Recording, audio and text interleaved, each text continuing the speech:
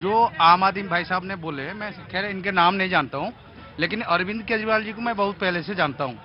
तो मेरे को ये कहना है, आप जो अभी शिक्षा की बात कर रहे थे, तो शिक्षा सिर्फ नहीं है, मेरे पास ये वीडियो रखा है, आप देख के हैरान हो जाओगे। मैं वीडियो ले लूंगा। हाँ ठीक है। एक एमसीडी जो अपना सिविक सेंटर नहीं है ये सामने, हाँ। उसके सामने पानी बह रहा है।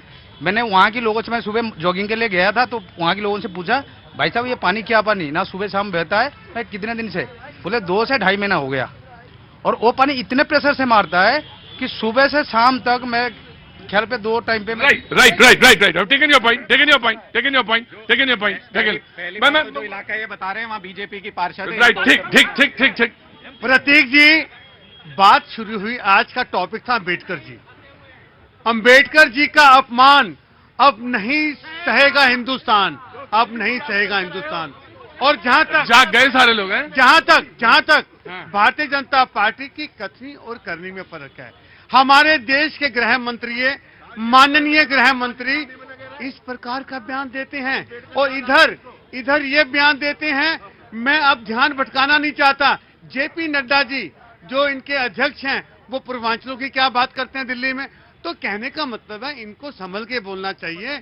और अंबेडकर जी का अपमान, बयान जब कोट किया करिए तो बयान जरूर बताया करिए। जी जनाब मैं आ जाऊं।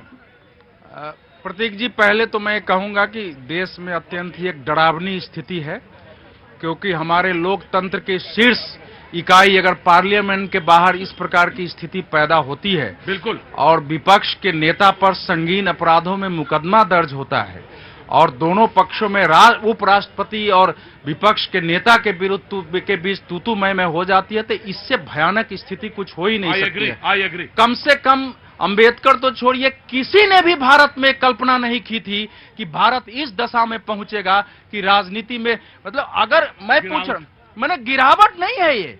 देखिए, राजनीति का मतलब लोकतंत्र में मतभेद हो सकता है, असहमति हो सकती है, लेकिन कटुता और शत्रु भाव पैदा हो जाए, दुश्मनी पैदा हो जाए, जब आपके सामने दुश्मन है तो न उसके प्रति सहानुभूति होगी न सम्मान होगा। ऐसी पॉलिटिक्स हम लोगों ने पहले देखी नहीं थी जो पिछले 6-7 सालों से शुरू हुई है। अब सेकंड बात पर आता हूं, इसीलिए मैं कह रहा हूं कि ये जरा ठंडा से सोच करके ठहर के पॉलिटिकल पार्टी को सोचना चाहिए कि हम कहां जा रहे हैं। गृह मंत्री अमित शाह का बयान 1 घंटे 42 मिनट का है, यह फैक्ट है। 12 सेकंड का एक पंक्ति आपने निकाला है, संदर्भों से काट करके आप उसको पूरे देश में उड़ा रहे हैं। और दिन में भाषण हुआ, किसी ने उस पर तूता नहीं कि बड़ा बढ़िया भाषण हो गया। रात में जयराम रमेश जी ने एक ट्वीट किया है और उस ट्वीट के बाद लगा है कि वो क्या होता है ना कि जब मुंह में खून लग जाता है ना झूठ और फरेब से, तो आदमी ऐसे ही करता है।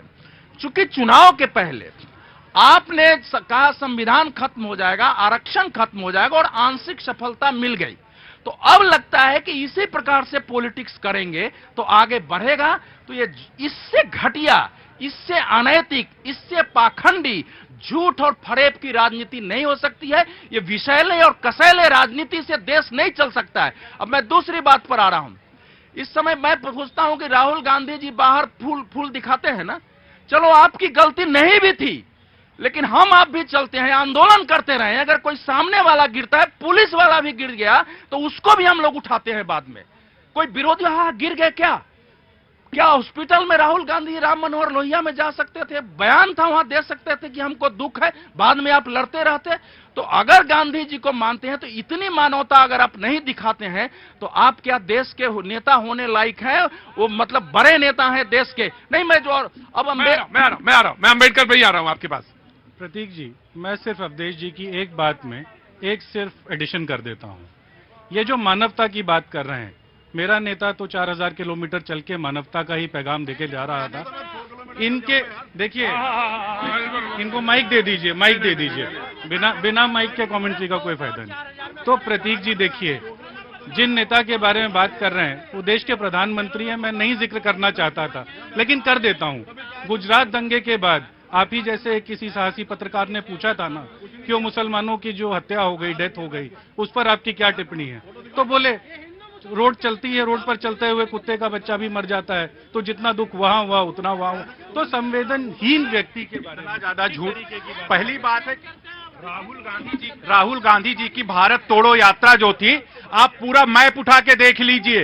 कहना नहीं चाहिए यहां, उन्होंने उस क्षेत्र में गए जहां मुस्लिम वोट बैंक था और कहीं नहीं गए। बंगाल में उनको एंट्री नहीं मिली क्योंकि ममता बनर्जी ने उनको एंट्री नहीं दी ताकि मुस्लिम वोट चला ना जाए। उनकी पूरी यात्रा उठा के देखिए, केरल से लेके कश्मीर तक, केवल वहीं पे गए जहां मुस्लिम वोट बैंक था, उसके अलावा कहीं नहीं गए।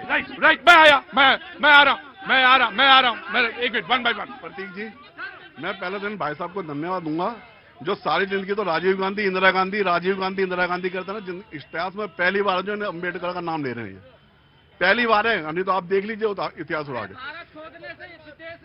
पहली बात तो ये है। दूसरे भाई साहब हैं हमारे केजरीवाल जी के, वो इतने झूठे आदमी है सर। आप जब केजरीवाल जी यहाँ से कन्वेंसिंग कर रहे थे तो मैं उनके साथ घूमा था, लेकिन वो इतना झूठा आदमी है। ये एरिया केजरीवाल का ही है सर, ये एरिया केजरीवाल का ही है।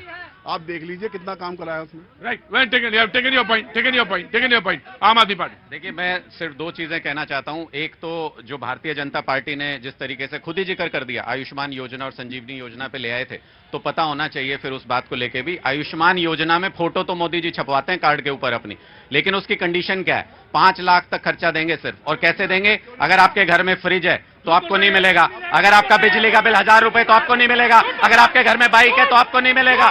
ये सारी कंडीशन है। और दिल्ली में अरविंद केजरीवाल सारे सरकारी अस्पतालों में फ्री इलाज देते हैं। अब संजीवनी योजना लेके आए हैं। संजीवनी योजना में 60 साल से ऊपर के सब बुजुर्गों को, चाहे प्राइवेट में, आसफ अली अस्पताल है, अरुणा आसफ अली अस्पताल है, कुत्ते को काटने वाला इंजेक्शन नहीं है उसमें। कल मैं गया था,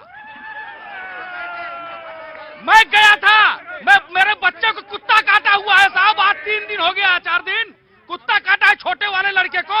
आसफ अली अस्पताल में कुत्ते काटने वाला इंजेक्शन नहीं है। हिंदू राव में भागना पड़ा मेरे को। अरे कहते हमने स्वास्थ्य मजबूत कर दिया। अरे आपने 400 के नाम पर शराब की दलाली करी है कि देश सर्वसार हुआ।